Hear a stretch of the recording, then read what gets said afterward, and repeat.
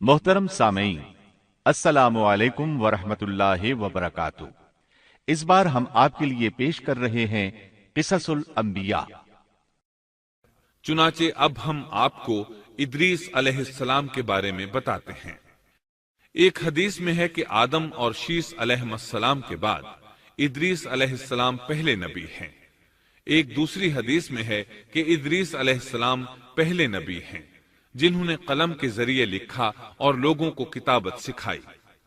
हाफिज इब्ने कसीर ने उनका हुलिया कुछ यूं बयान किया है: पूरा कदो कामत, खूबसूरत, खूब रू, घनी दाढ़ी, उम्दा औसाफ के मालिक, चौड़े कंधे, मजबूत हड्डियां, दुबले पतले, सुरमगी चमकदार आंखें, गुफ्तगू बावकार, खामोशी पसंद, संजीदा और मतीन, चलते हुए नजर नीची, इंतहाई फिक्र खौज के आदि, गुस्से के वक्त सख्त गजबनाक, बातें करने में शहादत की उंगली से बार बार इशारा करने के आदि। इदरीस अलैहिस्सलाम शीस अलैहिस्सलाम की शरीयत पर अमल पैरा रहे। चूंकि इदरीस अलैहिस्सलाम रसूल भी थे, इसलिए अल्लाह की तरफ से मुस्तकिल उन पर शरीयत नाजिल हुई, जिसकी तशरीह व तफसीर करके लोगों को अहकाम इलाही से आगाह फरमाते। इदरीस अलैहिस्सलाम ने जब देखा कि मुफसिदीन ईमान वालों पर जुल्म ज्यादती कर रहे हैं, उनका फसाद बढ़ता जा रहा है और समझाने के बावजूद ये लोग बाज नहीं आ रहे, तो उन्होंने अपने पैरोकारों को जिहाद का हुक्म दिया। इदरीस अलैहिस्सलाम पहले शख्स हैं जिन्होंने अल्लाह के रास्ते में जिहाद किया, गनीमतें हासिल की और दुश्मनों को कैदी बनाया। लेकिन गनीमतें और कैदी उनके लिए हलाल नहीं थे। रसूलुल्लाह सल्लल्लाहु अलैहि वसल्लम पहले रसूल हैं जिनके लिए गनीमतें हलाल की गईं। लेकिन ये बात यकीनी है कि जिहाद सबसे पहले इदरीस अलैहिस्सलाम ने किया। उन्होंने जिहाद के लिए सबसे पहले एक लश्कर तैयार किया, फिर उस लश्कर को दो हिस्सों में तकसीम किया। एक हिस्सा प्यादों पर मुश्तमिल था, दूसरा सवारों पर। चुनाचे भरपूर तैयारी के बाद इदरीस अलैहिस्सलाम ने काबिल की कौम पर चढ़ाई कर दी। हक व बातिल के दरमियान जबरदस्त मारके हुए। आखिरकार इदरीस अलैहिस्सलाम ने उन्हें घुटने टेकने पर मजबूर कर दिया। उनका बहुत सा माल व असबाब लूट लिया और लोगों को कैदी बना लिया। अल्लाह ताला ने इन तमाम बातों का जिक्र नहीं फरमाया, बल्कि अल्लाह ने उनकी सीरत के बारे में अपनी किताब कुरान मजीद में इशारतन जिक्र फरमाया है। मसलन सूरह मरियम आयात 56 और 57 में इरशाद होता है, और इस किताब में इदरीस का भी जिक्र कर, वो भी नेक किरदार नबी थे, हमने उन्हें बुलंद मकाम पर उठाया। उनके बुलंद मर्तबे के बारे में बुखारी और मुस्लिम में हदीस मौजूद है कि नबी करीम सल्लल्लाहु अलैहि वसल्लम ने फरमाया, मैंने मेराज की रात चौथे आसमान पर इदरीस अलैहिस्सलाम से मुलाकात की।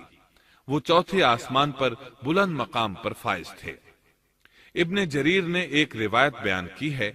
वो रिवायत इस बात की वजाहत करती है कि अल्लाह ताला के इरशाद वरफ़अनाहु मकानन अलिय्या से क्या मुराद है, इसका क्या मफहूम है। इब्ने जरीर के अलावा दीगर बड़े बड़े मुफस्सिरीन और मुअर्रिखीन ने भी इस रिवायत को जिक्र किया है, लेकिन इसकी कोई सही सनद नहीं मिल सकी। वो रिवायत ये है। इब्ने अबी हातिम वगैरह ने इस रिवायत को हिलाल बिन यसार से बयान किया है। वो कहते हैं, मेरी मौजूदगी में इब्ने अब्बास रज़ी अल्लाहु अन्हुमा ने काब रहमतुल्लाह अलैहि से पूछा, काब, इदरीस अलैहिस्सलाम के मुताल्लिक अल्लाह ताला के इस कौल वरफ़अनाहु मकानन अलिय्या, हमने उन्हें बुलंद मकाम पर उठा लिया, का क्या मतलब है? तो काब रहमतुल्लाह अलैहि ने जवाब दिया, अल्लाह ताला ने इदरीस अलैहिस्सलाम पर एक मर्तबा ये वही नाजिल फरमाई, ऐ इदरीस, तमाम अहले दुनिया जिस कदर रोजाना नेक अमल करेंगे, उन सब के बराबर में तुझे हर दिन अज्र दूंगा। इदरीस अलैहिस्सलाम ने यह सुना तो उन्हें ख्वाहिश महसूस हुई कि मेरे आमाल में रोज अफजूं इजाफा हो, इसलिए उम्र का हिस्सा तवील हो जाए तो अच्छा है। उन्होंने वही इलाही और अपने इस ख्याल को एक रफीक फरिश्ते पर जाहिर करके कहा, इस मामले में मौत के फरिश्ते से गुफ्तगू करो ताकि मैं नेक आमाल का ज्यादा से ज्यादा वक्त हासिल कर सकूं। اس فرشتے نے جب یہ سنا تو ادریس علیہ السلام کو اپنے بازوؤں پر بٹھا کر لے اڑا۔ جب یہ چوتھے آسمان سے گزر رہے تھے تو موت کا فرشتہ زمین پر آنے کے لیے اتر رہا تھا، وہیں دونوں کی ملاقات ہو گئی۔ دوست فرشتے نے موت کے فرشتے سے ادریس علیہ السلام کے بارے میں گفتگو کی۔ موت کے فرشتے نے دریافت کیا، ادریس علیہ السلام کہاں ہیں؟ اس نے کہا، میری پشت پر۔ موت کا فرشتہ کہنے لگا، مجھے اللہ کی طرف سے یہ حکم ملا ہے کہ چوتھے آسمان پر ادریس علیہ السلام کی روح قبض کروں، اس لیے میں سخت حیرت میں تھا کہ یہ کیسے ممکن ہے۔ ادریس علیہ السلام تو زمین پر ہیں۔ چنانچہ موت کا فرشتہ ادریس علیہ السلام کے پاس آیا، ان سے اجازت طلب کی اور ان کی روح قبض کر لی۔ انبیاء کو یہ امتیاز حاصل ہے کہ فرشتہ ان کی اجازت کے بغیر ان کی روح قبض نہیں کر سکتا، اور رسول اللہ صلی اللہ علیہ وسلم کو تو یہ اختیار دیا گیا کہ آپ دنیا میں مزید رہنا پسند کریں تو رہ سکتے ہیں، یا پھر رفیق اعلیٰ کی رفاقت کو پسند کر لیں۔ آپ نے رفیق اعلیٰ کی رفاقت کو پسند فرمایا۔ اس طرح ادریس علیہ السلام کی روح چوتھے آسمان پر قبض کی گئی۔ انہیں بھی عیسیٰ علیہ السلام کی طرح آسمان پر اٹھایا گیا۔ فرق یہ ہے کہ عیسیٰ علیہ السلام کی روح قبض نہیں کی گئی۔ یہ واقعہ نقل کر کے کعب رحمت اللہ علیہ فرماتے ہیں کہ اللہ تعالیٰ کے ارشاد وَرَفَعْنَاهُ مَكَانًا عَلِيًّا کی تفسیر یہی ہے، لیکن درست بات یہ ہے کہ یہ اسرائیلی روایت ہے۔ ادریس علیہ السلام کی وفات ہو گئی تو لوگ فساد میں اور بڑھ گئے، ان میں شر پھیل گیا، تاہم وہ توحید پر قائم رہے۔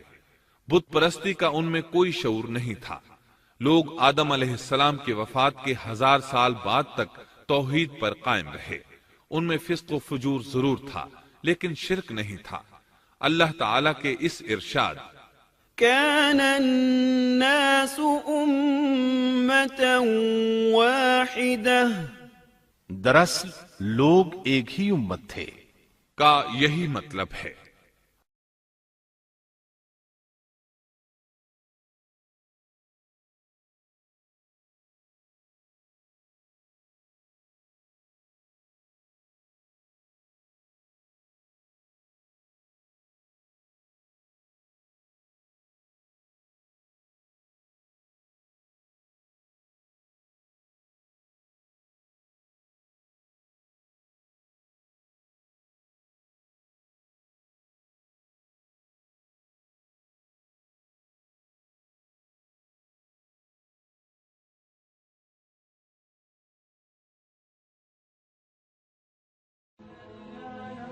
Thanks for watching.